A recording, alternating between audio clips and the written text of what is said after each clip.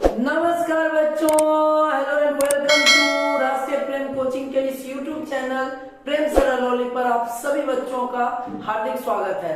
कल कुछ बातों को आप समझ पाए थे, उसी कड़ी में अगले वीडियो के तरफ चलते हैं, जिसमें कि हम अपने लक्ष्य को, जो कि है हमारा उद्देश्य आप बने श्रेष्ठ, इसको पूरा करने के तरफ चलेंगे बच्चों।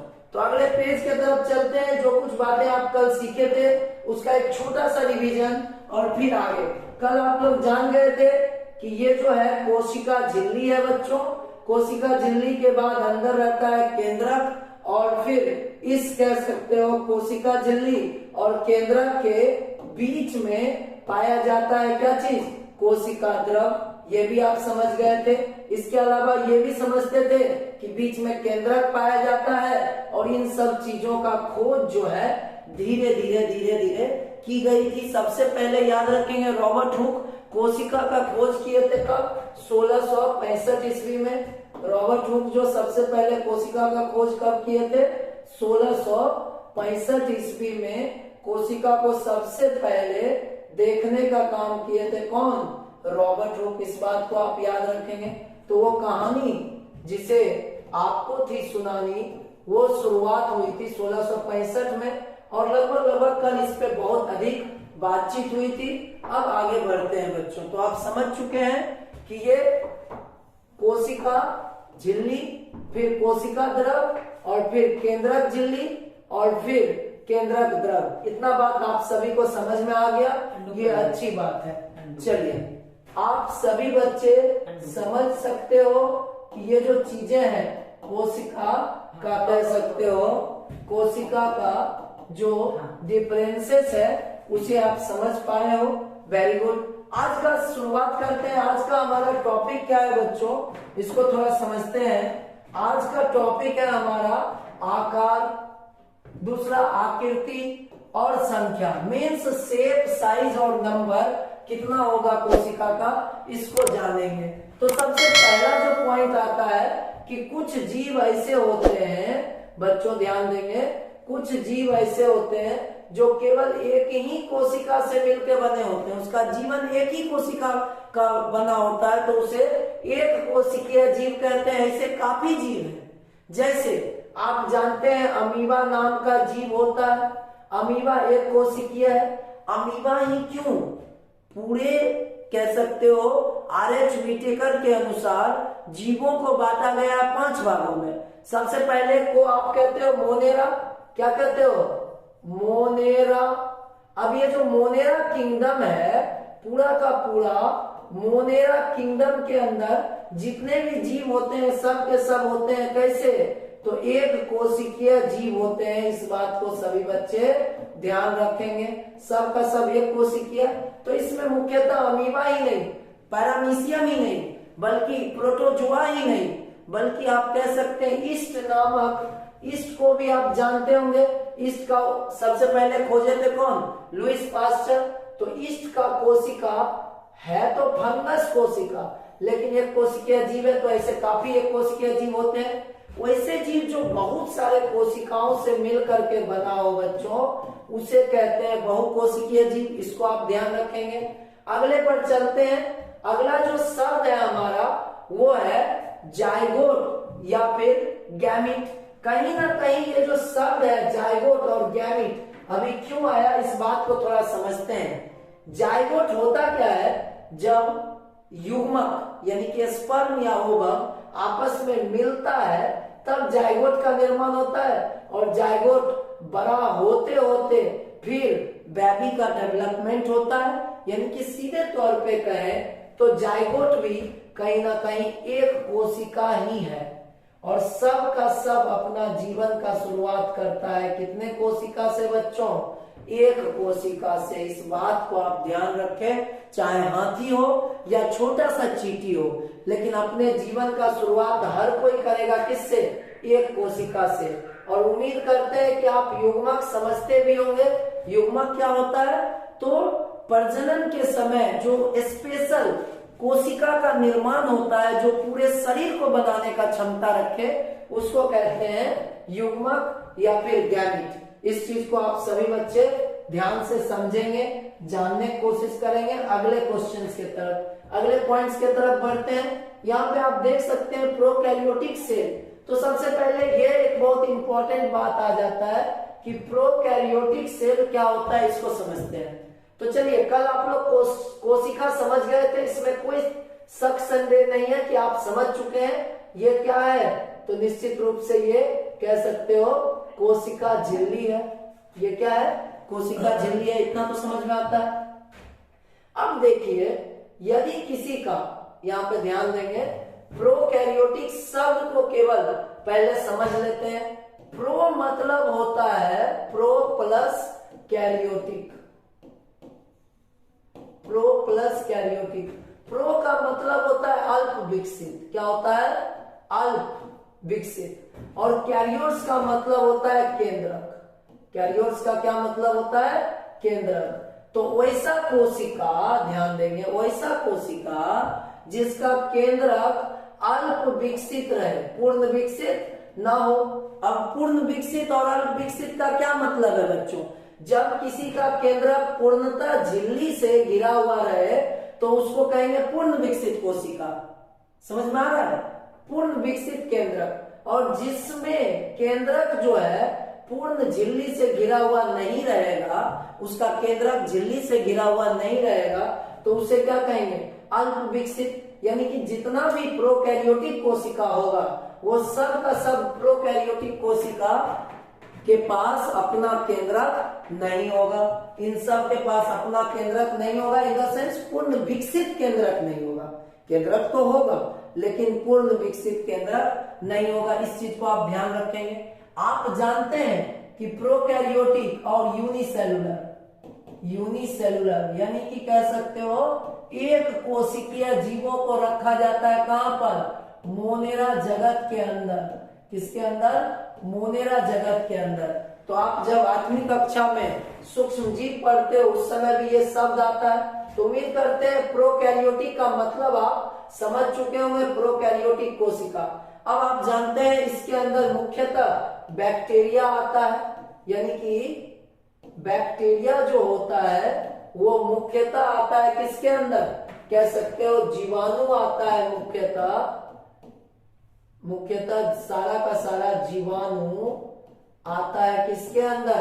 मोनेरा किंगडम के अंदर ही आता है। अब इसी जीवाणु के आकार का बात हो रहा है कि कोशिका का आकार कैसा होगा, इस बात को समझें।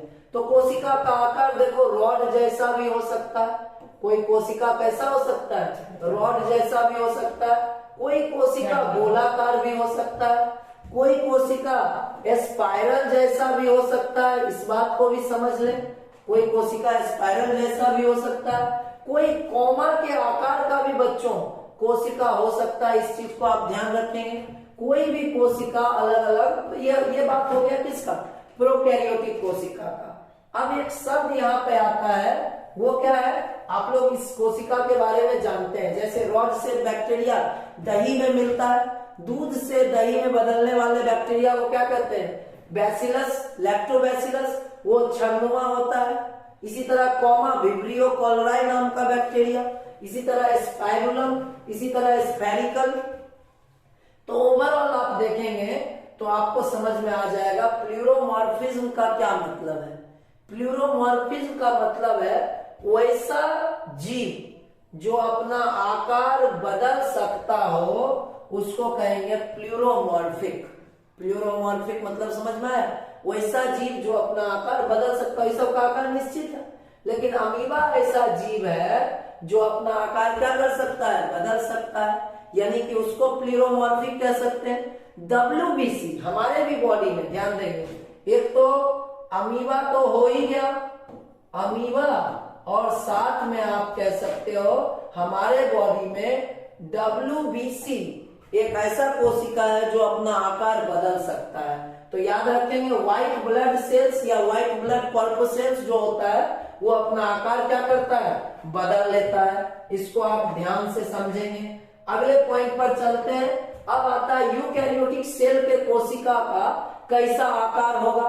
तो यूकैरियोटिक सेल में जो मांसपेशी का सेल होता है वो कैसा होता है? लंबा होता है। मांसपेशी का सेल कैसा होता है? लंबा होता है। जहां तक रहा तंत्रिका कोशिका का बात, तो वो जो होता है कह सकते हो, आपको अगले पेज में दिख सकता है। तंत्रिका कोशिका जो होता है वो आपको क्लियरली यहाँ पे दिखता होगा, बहुत सारे ब्रांचेस बना हुआ है किसमें, तंत्रिका कोशिका में। ये भी इसका एक तरह का आकार है। फिर अगले पेज में जब आप जाते हो, अगले पॉइंट्स के तरफ जाते हो, तंत्रिका कोशिका शाखावत रहता है। जहां तक बात किया जाए रेड ब्लड सेल का, जो कि ऑक्सीजन को लेके आता है हमारे शरीर में, उसका आकार बाइकॉन्केव होता है। बाइकॉन्केव का क्या मतलब, कॉन्केव और कॉन्वेक्स लेंस के समय में आप पढ़ते हो। तो ये जो अंदर जो धंसा हुआ है इसको आप क्या कहते हो, कॉन्केव, यानी कि अवतल है, दोनों तरफ से अवतल है। आप प्लेनो कॉन्केव भी पढ़े होंगे, तो उसका मतलब है कि ये जो है एक तरफ प्लेन है और एक तरफ कॉन्केव है। प्लेनो कॉन्केव इस तरीके का रचना। तो आपका जो आरबीसी होता है वो कैसा होता है, बाइकॉन्केव, दोनों तरफ से हल्का सा धसा हुआ, डिंपल निकला हुआ, अंदर के तरफ रेड ब्लड सेल। इसका काम क्या होता है, ऑक्सीजन को कैरी करना, ऑक्सीजन को ले जाना पूरे बॉडी में। अब आता है फंगल सेल, यानी कि कवक का जो सेल होता है बच्चों, वो जालवत होता है, यानी कि काफी ज्यादा जाल जैसा रचना होता है। और कवक के एक जाल को कहा जाता है माइसीलियम, एक बहुत सारे, एक को कहा जाता है हाइफी, और बहुत सारे समूहों को कहा जाता है माइसीलियम। तो हाइफी और माइसीलियम आप बाद में जानेंगे, अभी जानेंगे कि फंगल सेल कैसा होता है, जालवत या तंतुनुमा होता है। अब ये तंतु फिलामेंटस क्या होता है, जैसे ये कवक का सेल है, मान लीजिए इस तरीके से कवक का काफी अधिक सेल है, ये सभी कवक का सेल है। अब इसमें आता है फैट सेल, यानी कि वसा का सेल। यहाँ पर आता है पॉलीगोनल रचना का होता है। फैट सेल कैसा होता है, बहुत सारे पॉलीगोन्स आप पढ़े होंगे मैथमेटिक्स के अंदर, यानी कि बहुत सारे कह सकते हो, बहुत सारे उसमें हेक्सागोनल और पॉलीगोनल रचना आप पढ़े होंगे। अब आगे की तरफ चलते हैं बच्चों, अगले पेज में देखेंगे तो शेप के बेसिस पे आपको क्या मिलने वाला है कि आकार का बात किया जाए, अभी तक हम केवल आकृति का बात कर रहे थे, अभी आकार का बात किया जाए तो सबसे छोटा जो आकार होता है वो पीपीएलओ होता है। पीपीएलओ का मतलब होता है pleuro pneumonia like organism. P से प्लूरो, पी से फिर निमोनिया लाइक ऑर्गेनिज्म, जिसको एक दूसरा नाम माइकोप्लाज्मा भी कहा जाता है, जिसका साइज 0.1 एम है, mm है, यानी कि माइक्रोमीटर को आप ऐसे लिखते हो ना म्यू, और इसका क्या मतलब है 10⁻⁻⁶ मीटर। अब ऑस्ट्रिच का एक, इससे आप अंदाजा लगा सकते हो वो सेल कितना छोटा है। आगे बात करते हैं, ऑस्ट्रिच का एक सेल काफी बड़ा है और वो जो है 18 सेंटीमीटर का होता है, तो ये काफी ज्यादा बड़ा सेल है।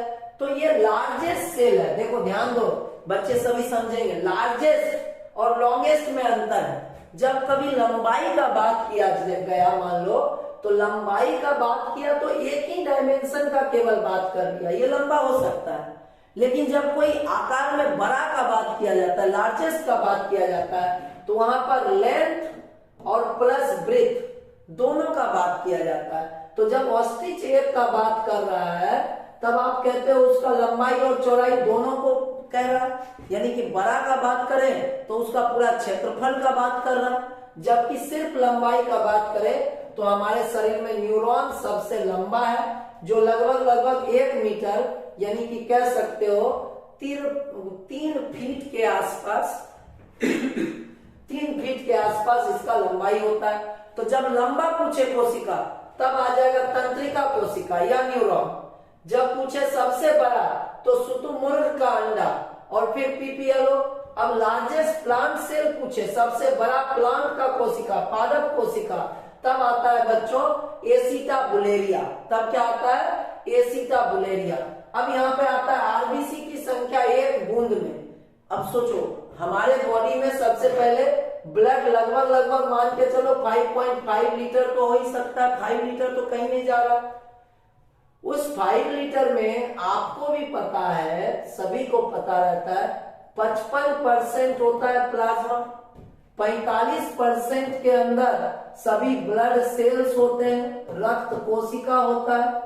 उस रक्त कोशिका में से कह सकते हो 3 मुख्यतः होते हैं, एक कह सकते हो आरबीसी, दूसरे को कह सकते हो डब्ल्यूबीसी और तीसरे को कह सकते हो प्लेटलेट्स होता है।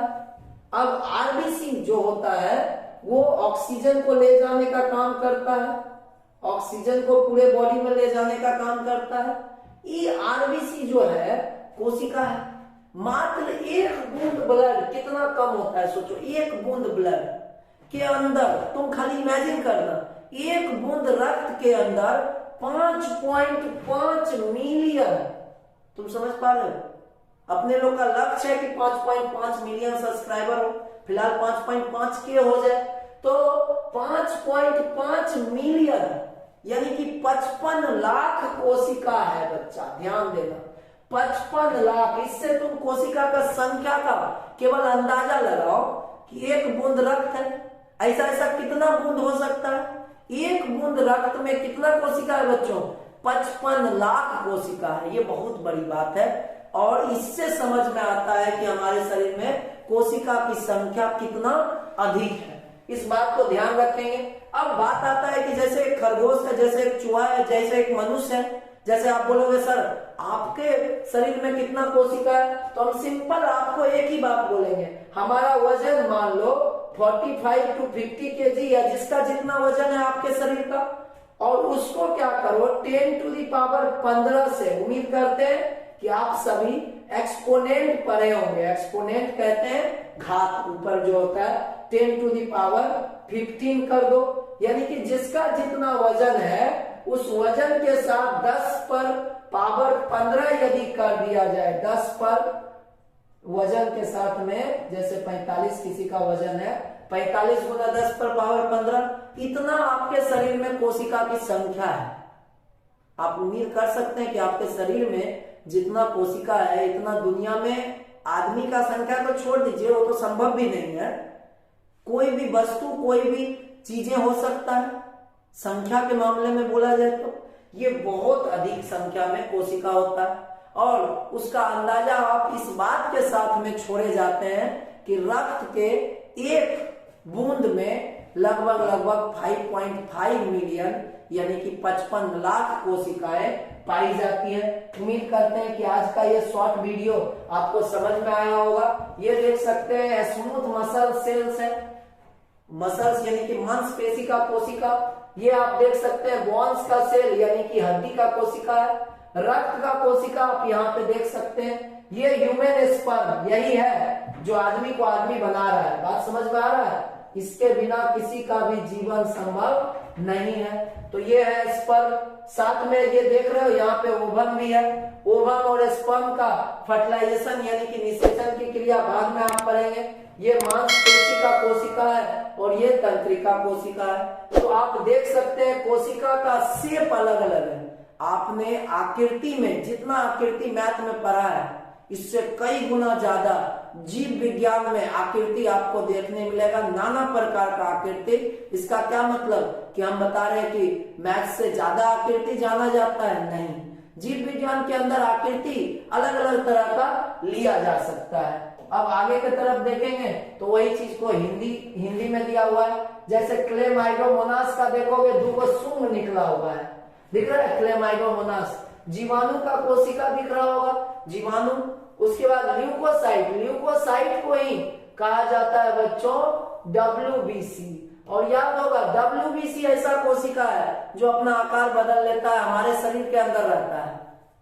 अब ये पूरा का पूरा, अब ये तो तंत्रिका कोशिका दिख ही रहा होगा। अमीबा तो गजब का चीज है, अपना आकार ये भी बदल लेता है। अब ये लाल रक्त कोशिका दिखाया लेकिन किसका? मेढक का। यकृत कोशिका, वसा कोशिका, यहाँ पर देख सकते हो शुक्राणु, यहाँ पर अरेखित यानी कि जो तुम्हारे कंट्रोल में ना हो ऐसे कोशिका। फिर अस्थि कोशिका, अस्थि मतलब, अस्थि का क्या मतलब हो गया? अस्थि कोशिका क्या होता है? तो कह सकते हो आपका जो बोन्स सेल है उसके बारे में बताया जा रहा है। और उसके बाद डाइटम, डाइटम क्या होता है? डाइटम ऐसा जीव है जो कह सकते हो पादप जगत और जंतु जगत दोनों के बीच में कनेक्टिंग लिंक का काम करता है। अगले दिन हम लोग इस पे और डिटेल्स बात करेंगे। तो मोरल ऑफ द स्टोरी, आज हम लोग क्या क्या सीखे हैं उसको थोड़ा एक बार प्रीव्यू कर ले तो ज्यादा मजा आ जाएगा। चलिए जानने की कोशिश करते हैं। सबसे पहला, जो जीव एक कोशिका से मिलकर बना होगा उसको एक कोशिकीय जीव, जो बहुत सारे कोशिका से मिलकर बना होगा उसको बहुकोशिकीय जीव। ये बात बिल्कुल सही है कि हम अपने जीवन का शुरुआत एक कोशिका से ही करते हैं। सभी जीव अपना जीवन का शुरुआत एक कोशिका से करते हैं। अगले पेज पर चले तो कोशिका का जो जीवाणु है उसका कोशिका अलग अलग आकार का हो सकता है। उसके आधार पे कोई रोड, कोई स्फेरिकल, कोई स्पाइरल यानी कि कोई कोमा आकार, कोई गोलाकार, कोई अंडाकार, कोई डंडाकार। ये बात समझ पा रहे होंगे। और जो अपना आकार बदल ले उसको प्लूरोमॉर्फिज्म कहेंगे। और यहाँ पे यूकैरियोटिक जो कोशिका होगा, आज के जो महत्वपूर्ण बात है, प्रोकैरियोटिक और यूकैरियोटिक में अंतर जरूर जाने। केंद्रक यदि पूर्ण विकसित है तो यूकैरियोटिक, केंद्रक यदि अल्प विकसित है तो प्रोकैरियोटिक। इस बात को एकदम दिमाग में सेट कर लें, केंद्रक पर ही सारा कुछ निर्भर कर रहा है। अब आते हैं, ये सब तो आप समझ ही चुके हैं किस तरह का कोशिका का रचना होगा, आकृति को बताए थे। और उसके बाद सबसे छोटा, सबसे बड़ा, सबसे लंबा। जब लंबा कहा जा रहा है तो केवल एक डायमेंशन का बात हो रहा है। जब बड़ा कहा जा रहा है तो लंबाई और चौड़ाई दोनों को लिया जा रहा है। जैसे सिंपली एक समझना चाहे, ऑस्ट्रिच का एग लिया गया और वो 3 सेंटीमीटर लंबा और 8 सेंटीमीटर मान लो चौड़ा, तो इसको टोटल क्षेत्रफल निकाले तो तुम 24 सेंटीमीटर। जबकि एक जो है वो लंबा में तो ज्यादा था यानी कि 12 सेंटीमीटर, लेकिन अब चौड़ाई इसका बिल्कुल भी कंसीडर ही नहीं किया गया। तो अब लंबा बेशक ये होगा क्योंकि इसका लंबाई कितना था, 8 सेंटीमीटर, इसका लंबाई 12 सेंटीमीटर। लेकिन जब बड़ा का बात पूछा जाएगा तब क्या होगा, 24 सेंटीमीटर। यानी कि जब कोई बड़ा पूछे तो दोनों क्षेत्रफल को देखा जाता है, जब लंबा पूछे तो एक ही डायमेंशन का बात किया है। इसलिए लार्जेस्ट पूछे तो तंत्रिका कोशिका, सॉरी लॉन्गेस्ट पूछे तो तंत्रिका कोशिका, और लार्जेस्ट पूछे तब ऑस्ट्रिच का एग। इसको ध्यान रखेंगे।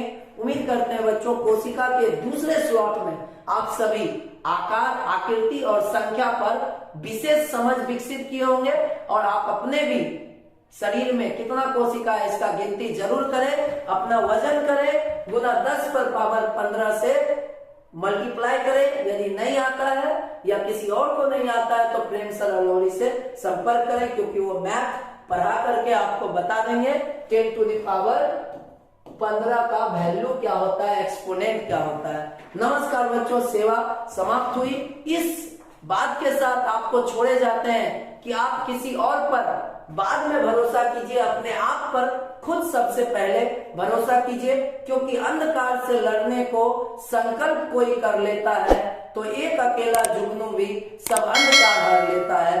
तो आप निश्चित रूप से अपने मेहनत को कंटिन्यू रखिए और आप अपने आप पे विश्वास दिखाइए। नमस्कार।